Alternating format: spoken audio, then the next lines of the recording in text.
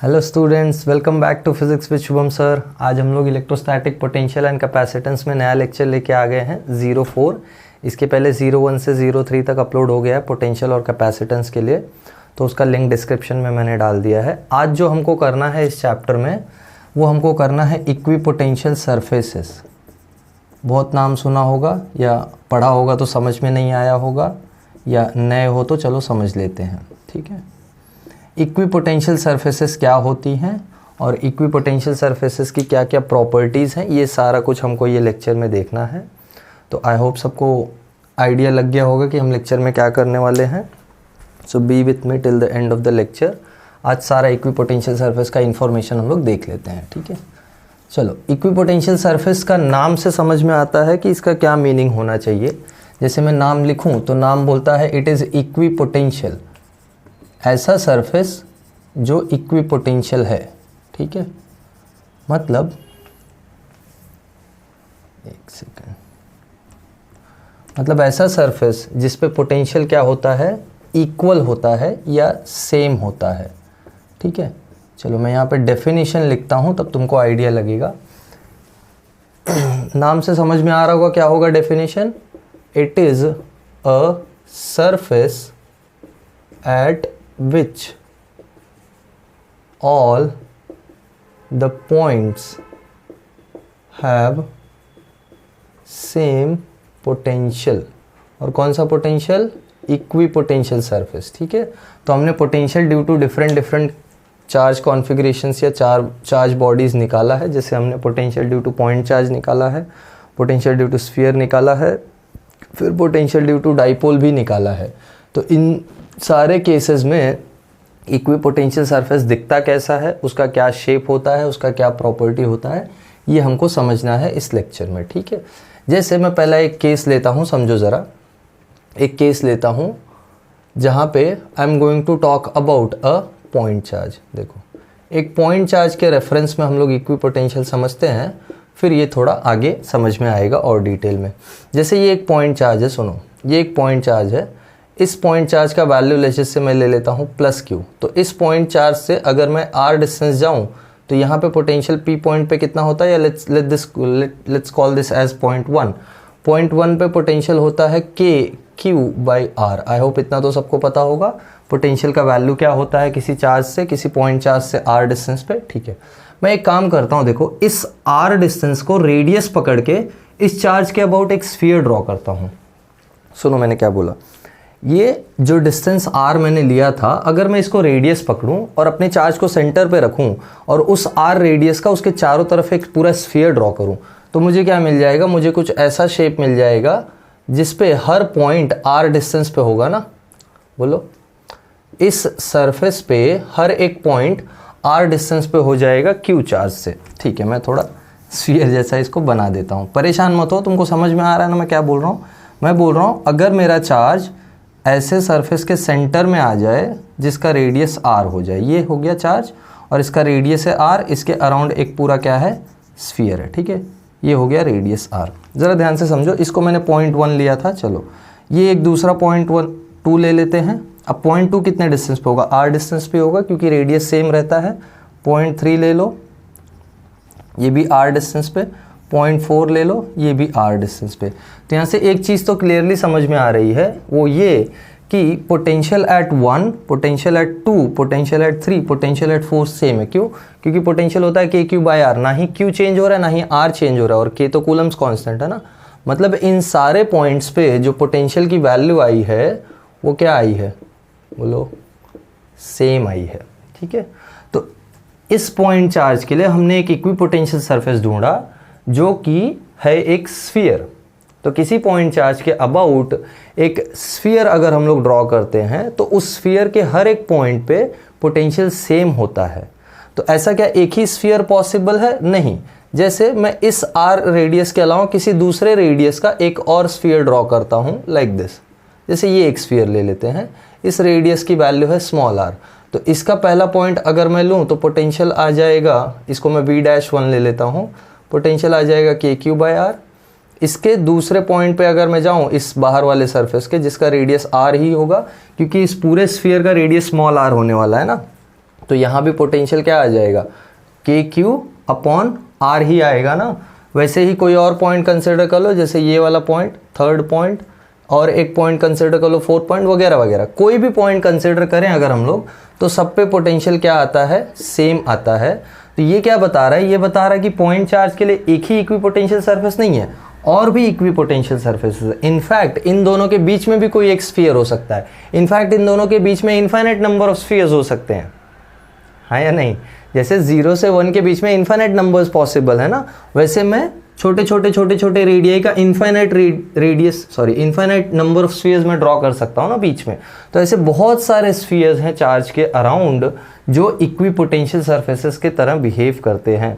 तो किसी point charge के लिए एक नहीं बल्कि बहुत सारी इक्विपोटेंशियल सरफेसेस एग्जिस्ट करती हैं, और उन सारी इक्विपोटेंशियल सरफेसेस का एक कॉमन प्रॉपर्टी है, वो ये कि सबका सेंटर सेम है। और सबका सेंटर क्या है, वो सेंटर है ये चार्ज, ठीक है। सो पॉइंट चार्ज के लिए हमको ये समझ में आया कि for a point charge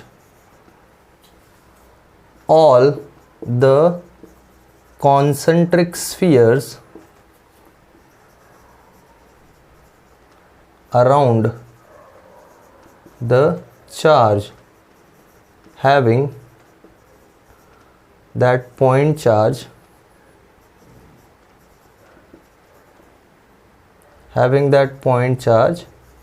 as their center are equipotential surfaces। Hand writing समझ में आ रही है, नहीं समझ में आ रही तो कमेंट्स में बताओ, मैं थोड़ा और इसको सुधारता हूँ। बट आई होप तुमको समझ में आया होगा। For a point charge all the concentric spheres around the charge having that point charge as their center are equipotential surfaces। मतलब मैं ऐसे बहुत सारे स्फीयर्स ड्रॉ कर सकता हूँ जिनका सेंटर एक कॉमन है, बट रेडियस ऑफ कोर्स अलग अलग होगा, और रेडियस अलग होगा तो ये डिस्टेंस अलग हो जाएगी ना, और जैसे जैसे डिस्टेंस अलग होता जाएगा पोटेंशियल भी चेंज होता जाएगा, ठीक है। तो ये हमने एक सबसे सिंपलेस्ट चार्ज कॉन्फ़िगरेशन के लिए इक्विपोटेंशियल सरफेस देखा कि अगर एक पॉइंट चार्ज है तो इक्विपोटेंशियल सरफेस दिखता कैसा है, ठीक है। अच्छा, क्या ये सिर्फ पॉजिटिव चार्ज के लिए ट्रू है या सिर्फ पॉजिटिव पॉइंट चार्ज के लिए ट्रू, ऐसा नहीं है। नेगेटिव पॉइंट चार्ज के लिए भी सेम लॉजिक है, बस पोटेंशियल हर जगह पे नेगेटिव होगा, दैट्स ऑल, और कुछ नहीं। हाँ, पोटेंशियल का वैल्यू कैसे चेंज होगा अलग अलग इक्विपोटेंशियल सरफेस पे, उस पर हम अभी आए नहीं है, तो वो आगे हम आएंगे। पहले ये नोट डाउन करो इतना, फिर हम लोग आगे बढ़ते हैं, दूसरे कॉन्फ़िगरेशन का पोटेंशियल देखते हैं। आई होप सबको समझ में आया होगा। अच्छे से एक बार रीड करो और इसको लिखो पॉज करके, ठीक है।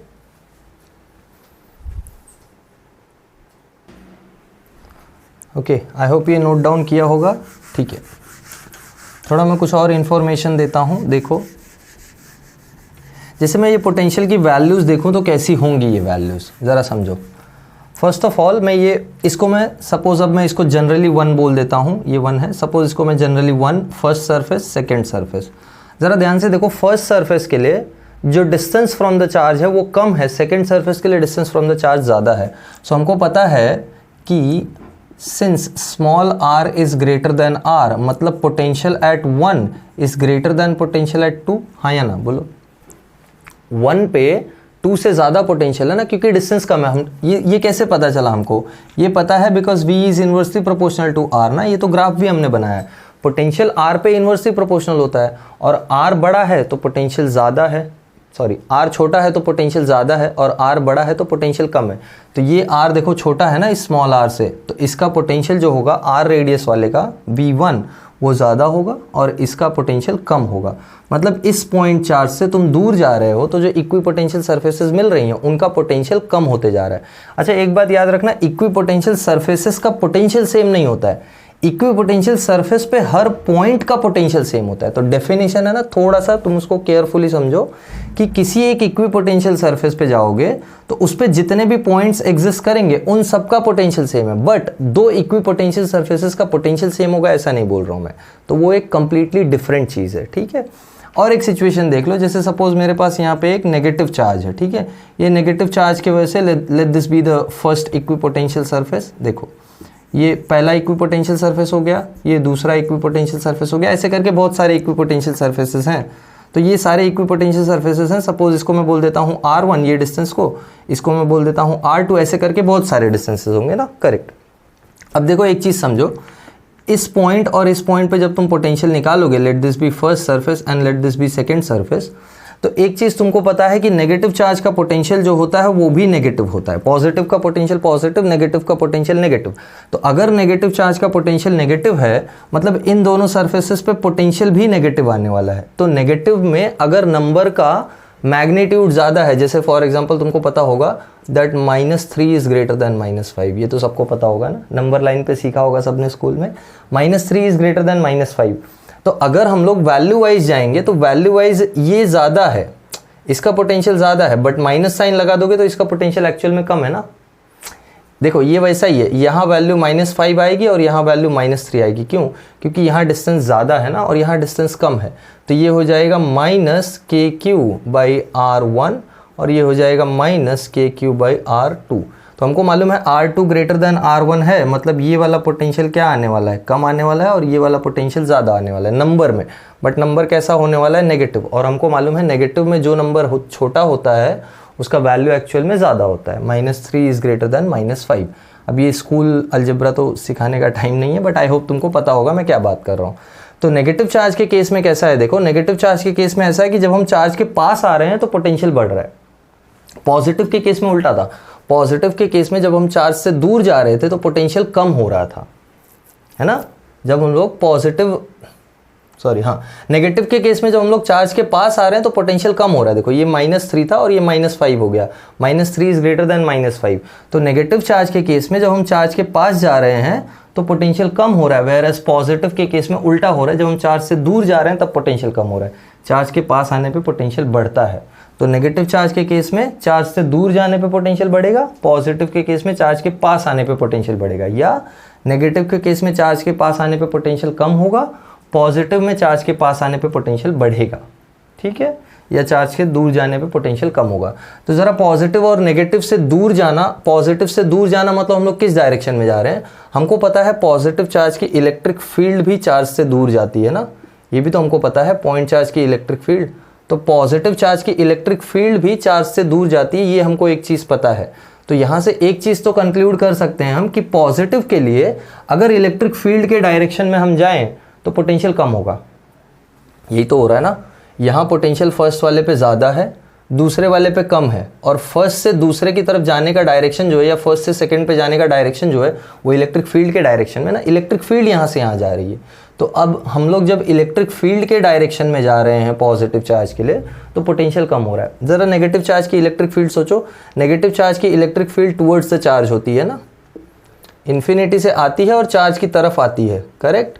तो यहाँ ध्यान से देखो, जब हम 2 से 1 की तरफ जा रहे हैं तो एक्चुअल में हम फील्ड के डायरेक्शन में जा रहे हैं, है ना। जब हम 2 से 1 की तरफ जा रहे हैं तो एक्चुअल में हम फील्ड के डायरेक्शन में जा रहे हैं। तो यहाँ से भी एक स्टेटमेंट जो हमने ऑलरेडी लिख रखा है फील्ड पोटेंशियल के रिलेशन में, वो स्टेटमेंट यहीं से दिखाई भी पड़ रहा है तुमको। लिटरली क्या दिखाई पड़ रहा है, दिखाई ये पड़ रहा है कि जब हम फील्ड के डायरेक्शन में चल रहे हैं तो पोटेंशियल कम हो रहा है। ये तो हमने फील्ड और पोटेंशियल के इसमें लिखा था ना, एक लाइन स्टेटमेंट कि potential decreases in the direction of field. हमने ये चीज़ डिराइव की थी या लिखा था dv is equal to -E.dx या dr। तो यहाँ देखो इलेक्ट्रिक फील्ड के डायरेक्शन में जब हम लोग चलते हैं तो डिफरेंस जो आता है पोटेंशियल का वो नेगेटिव आता है, मतलब पोटेंशियल डिक्रीज हो रहा है। तो वो चीज़ यहाँ से भी दिखाई पड़ रही है कि पोटेंशियल डिक्रीज होता है फील्ड के डायरेक्शन में। तो ये अगर तुमको वो चीज़ से कनेक्ट करने के लिए लिखना है तो ड्रॉ कर लो, अदरवाइज़ कोई इतना बड़ी बात नहीं है, तुमको समझ में आ गया होगा, ठीक है। चलो अब हम लोग आगे बढ़ते हैं प्रॉपर्टीज़ की तरफ। अच्छा एक और तुमको मैं चार्ज सिस्टम बता देता हूँ जिसका इक्विपोटेंशियल बता देता हूँ कैसा दिखता है। जैसे मेरे पास एक लाइन चार्ज है, अगर लाइन चार्ज समझता है सबको, सपोज एक वायर है जिसके ऊपर चार्जेस सिचुएटेड है, ठीक है, चार्जेस हैं उसके ऊपर, तो उसका इक्विपोटेंशियल सरफेस कैसा दिखेगा उसका बात कर रहा हूँ मैं। जैसे ये मेरे पास एक लाइन चार्ज है, ठीक है, इस पे सपोज पॉजिटिव चार्जेस हैं, मतलब एक वायर है जो कि चार्ज है। तो इसके इक्विपोटेंशियल सरफेसेस कैसे दिखेंगे, तो इसके इक्विपोटेंशियल सरफेसेस दिखते हैं सिलेंडर की तरह। ये एक सिलेंडर ऐसे, तो ये एक ही सिलेंडर होगा ऐसा नहीं, ये दूसरा सिलेंडर। इस वायर के चारों तरफ जितने भी कोएक्सियल सिलेंडर्स होंगे सारे इक्विपोटेंशियल होंगे। क्यों? क्योंकि यहाँ से यहाँ तक जब तुम आओगे तो इस पॉइंट पे जो पोटेंशियल होगा वो वही होगा जो इस पॉइंट पे होगा, जो इस पॉइंट पे होगा, जो इस पॉइंट पे होगा और जो इधर इधर इधर। मतलब इन सारे पॉइंट्स पे पोटेंशियल सेम है। क्यों? क्योंकि डिस्टेंस सेम है ना। इसको R1 ले लो, यहाँ से यहाँ तक का डिस्टेंस R2 ले लो, तो यहाँ पोटेंशियल सेम, यहाँ सब जगह पोटेंशियल सेम, क्योंकि वायर से तुम सेम डिस्टेंस पे हो अभी भी। So for a line charge, या मैं डायरेक्टली लिखता हूँ coaxial cylinders having line charge as their axis are equipotential surfaces। किसके केस में? for that line charge। ठीक है, सिंपल था। आई होप सबको समझ में आया होगा।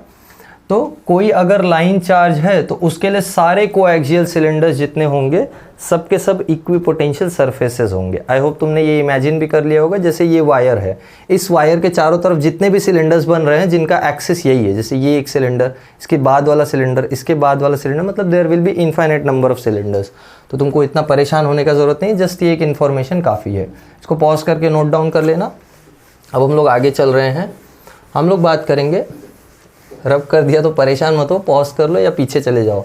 पॉज अब क्या करोगे, अब तो मैं रब कर चुका हूँ, तो पीछे चले जाओ वीडियो में और नोट डाउन कर लो। ठीक है, अब हम लोग जा रहे हैं प्रॉपर्टीज़ की तरफ। प्रॉपर्टीज़ बहुत पूछता है एग्जाम में। It is very very important to understand all the properties of an equipotential surface. देखते हैं क्या है properties. The very first property that I am going to tell you is any two points on an equipotential surface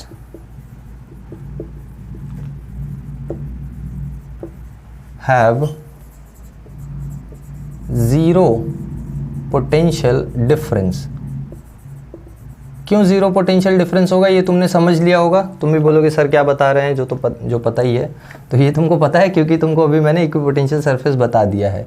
but exam में तुमसे वो नहीं expect करेगा, exam में तुमसे प्रॉपर्टीज एक्सपेक्ट करेगा। ठीक है, so they have zero potential difference between them.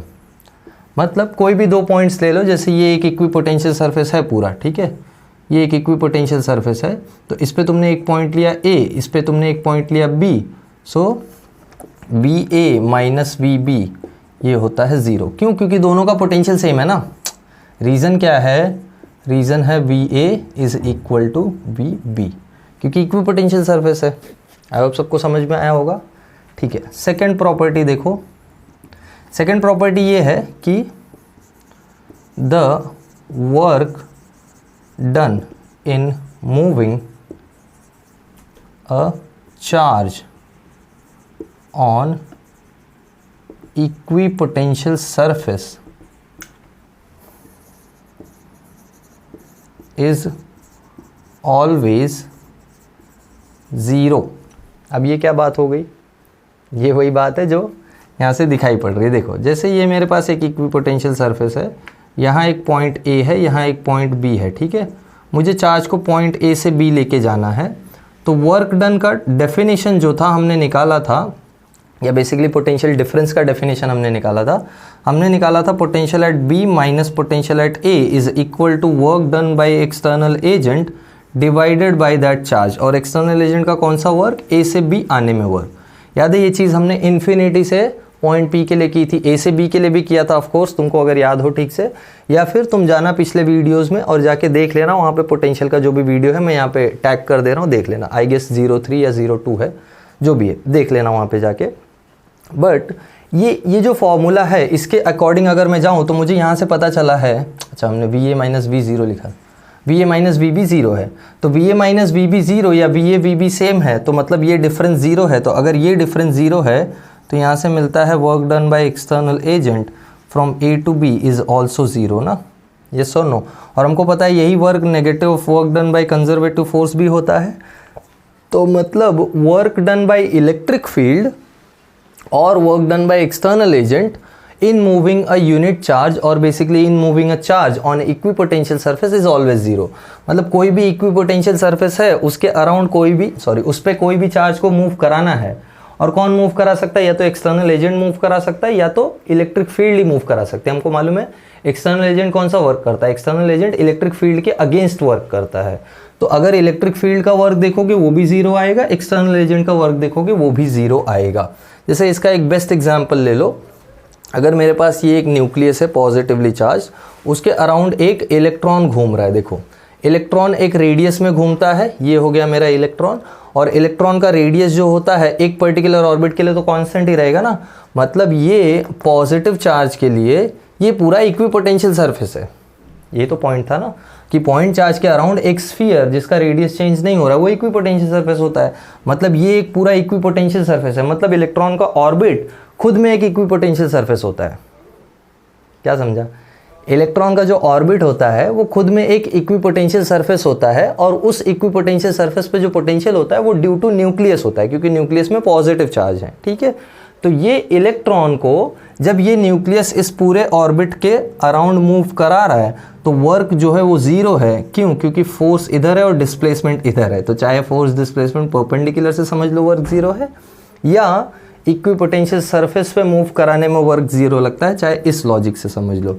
तो दोनों चीज़ें यहाँ आके सेटिस्फाई होती हैं। ठीक है, इतना नोट डाउन करो, दो प्रॉपर्टीज़, दो तीन प्रॉपर्टीज़ और हैं, फिर ये इक्विपोटेंशियल समझ में आ जाएगा। ओके, नोट डाउन करो। ओके चलो थर्ड प्रॉपर्टी देखते हैं।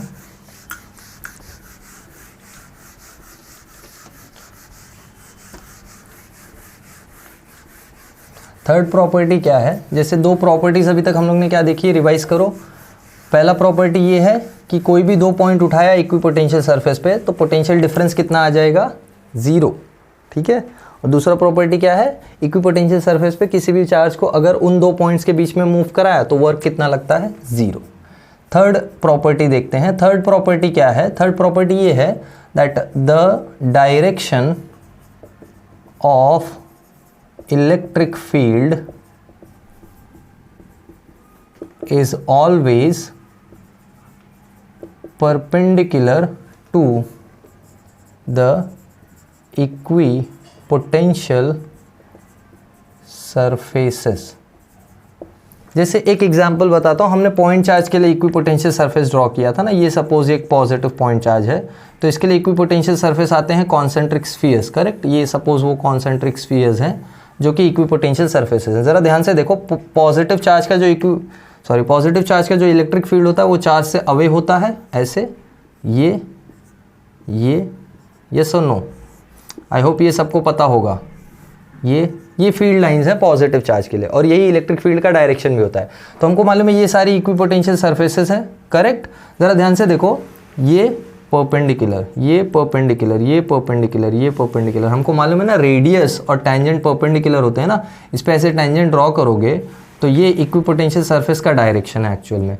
तो इक्विपोटेंशियल सरफेस और इलेक्ट्रिक फील्ड हमेशा परपेंडिकुलर है। ये चीज़ ऐसे भी समझ में आती है। ज़रा ध्यान से देखो, अपने को मालूम है फील्ड और पोटेंशियल में relation, we know since dv is equal to minus E dot dx। हमको मालूम है इक्विपोटेंशियल सरफेस के लिए पोटेंशियल डिफरेंस होता है जीरो।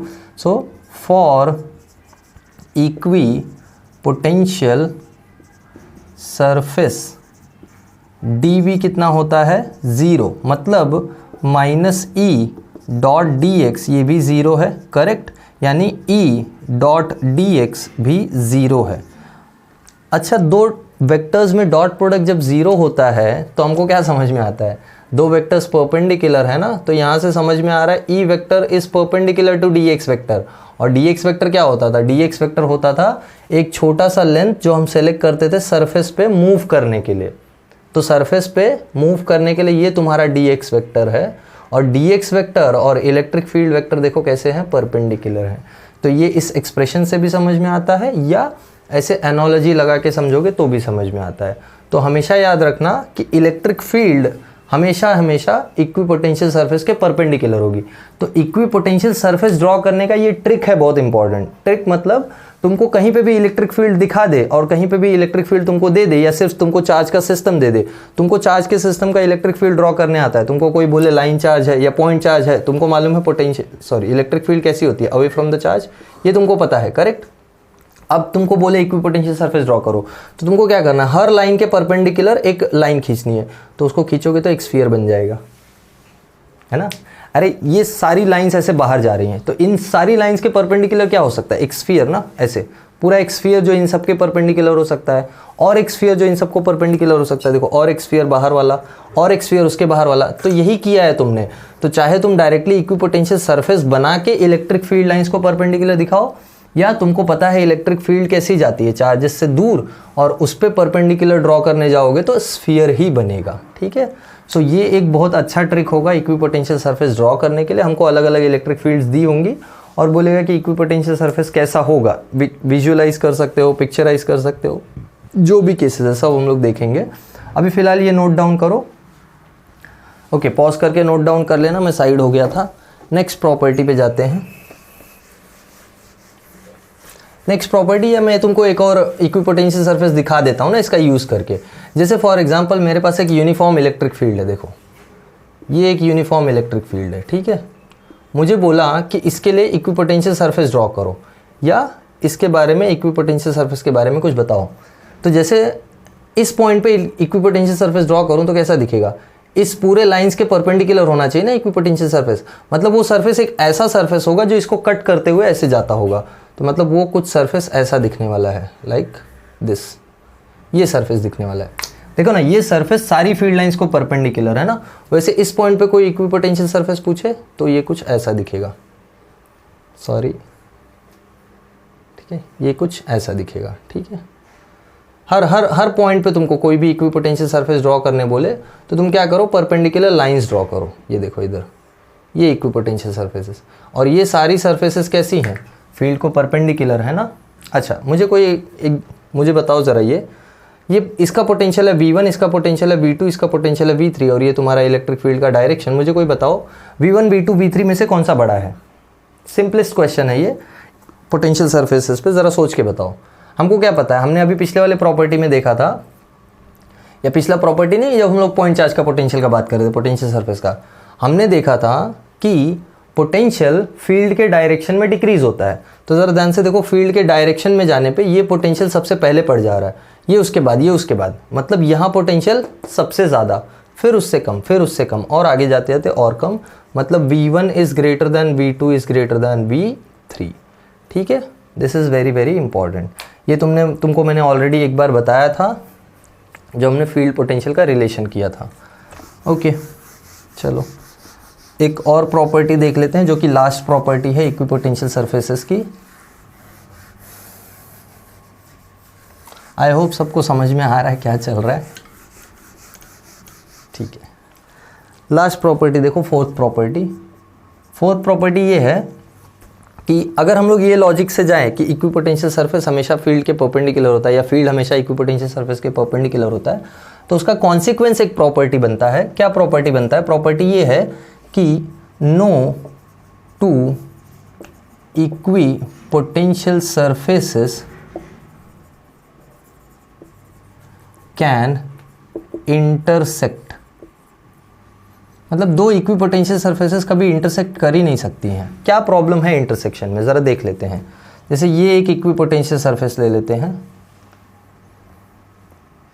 ठीक है, ये एक इक्विपोटेंशियल सरफेस और ये एक इक्विपोटेंशियल सरफेस ले लेते हैं, ऑलराइट।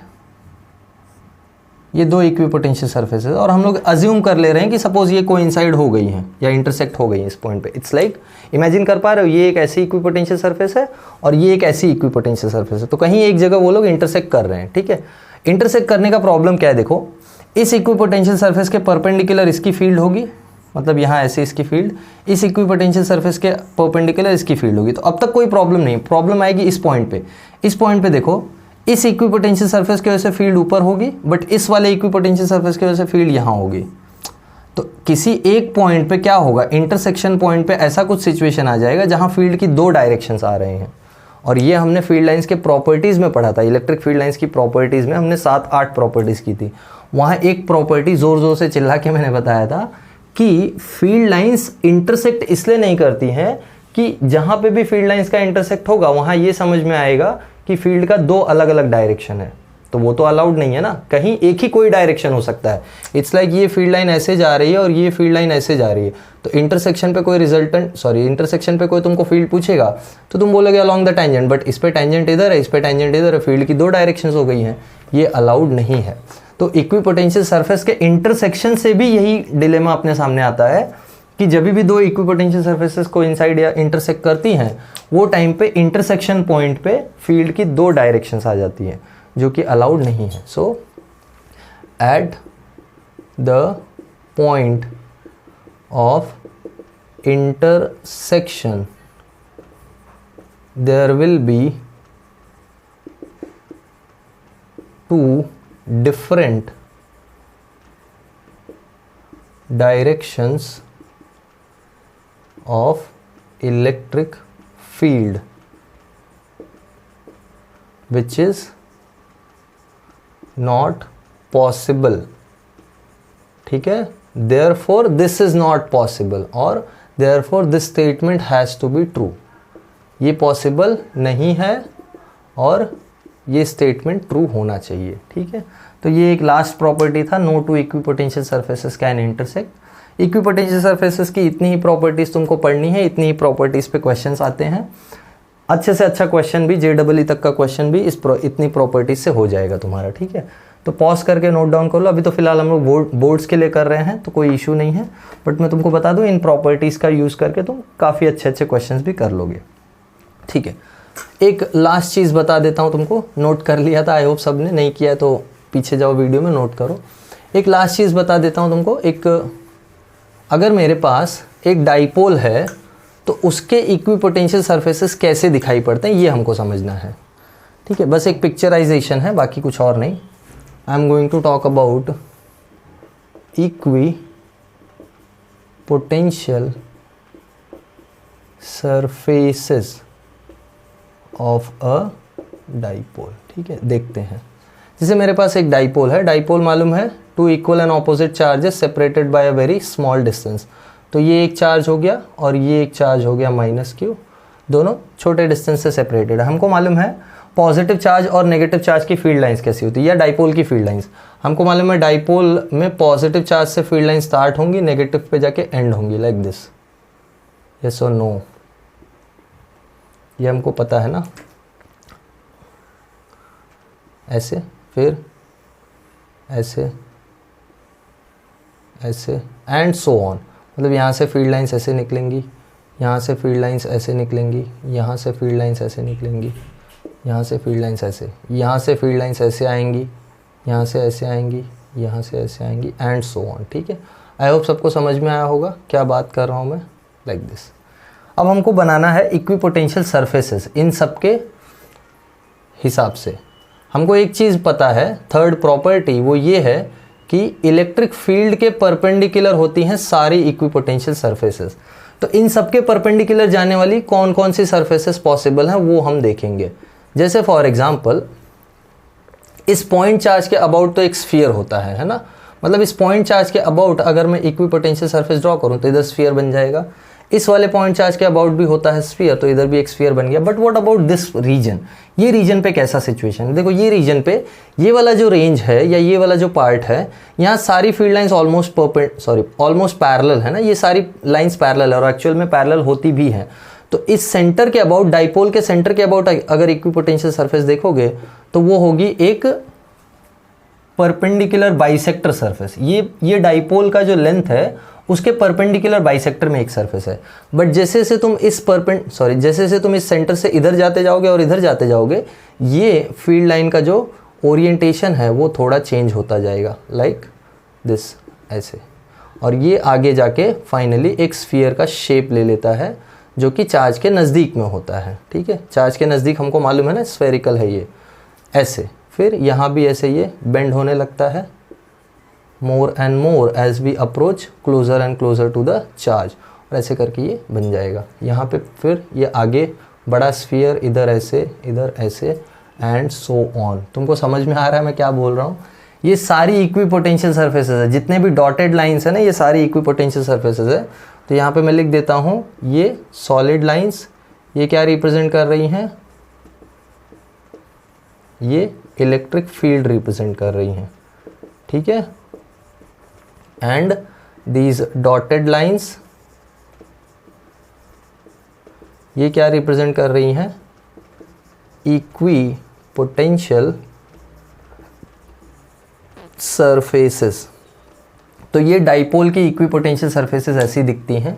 आई होप तुमको समझ में आया होगा। सर ने डॉटेड लाइंस बोला और सॉलिड लाइंस बना दिया है, तो ठीक है, हो गया dotted lines. Good, fine, okay. So these are all the equipotential surfaces for an electric dipole, that's how they look like. तुमको इतना करना नहीं है। तुमको अगर इंटरेस्ट ज़्यादा आ रहा है तो एक काम करो, यूट्यूब पे सर्च करो equipotential surfaces of a dipole visualization करके, तो तुमको वहाँ विजुअलाइज करके भी दिखाएगा, मतलब एनिमेशन से तुमको दिखाएगा कि कैसी दिखती हैं एक्चुअल में इक्विपोटेंशियल सरफेसेस। तो तुमको 3D में दिखेगा एक्चुअल में ये सरफेसेस, तुमको 3D में भी दिखाएगा, ठीक है। मैं देखता हूँ, ट्राई करूँगा, हो सके तो मुझे अगर लिंक मिलेगा वीडियो का तो मैं वो यहाँ पे पंच कर दूंगा या यहाँ पे मैं तुमको अटैच कर दूंगा, तुम वो भी देख सकते हो, ठीक है, फाइन। तो आज इक्विपोटेंशियल सरफेसेस में हमको इतना ही कुछ करना था। ये सारा कुछ इक्विपोटेंशियल सरफेस का था, इसके अलावा तुमको इक्विपोटेंशियल सरफेस में कुछ भी और है नहीं और कुछ भी और कहीं से पूछेगा भी नहीं, तो परेशान मत होना। ये इक्विपोटेंशियल सरफेस के लिए इतना कर लिया तो सब कुछ हो जाएगा, ठीक है। तो आई होप सबको समझ में आया होगा लेक्चर। कुछ भी डाउट होगा तो कॉमेंट में बिंदास पोस्ट करो। I will see you all in next lecture. Bye everyone.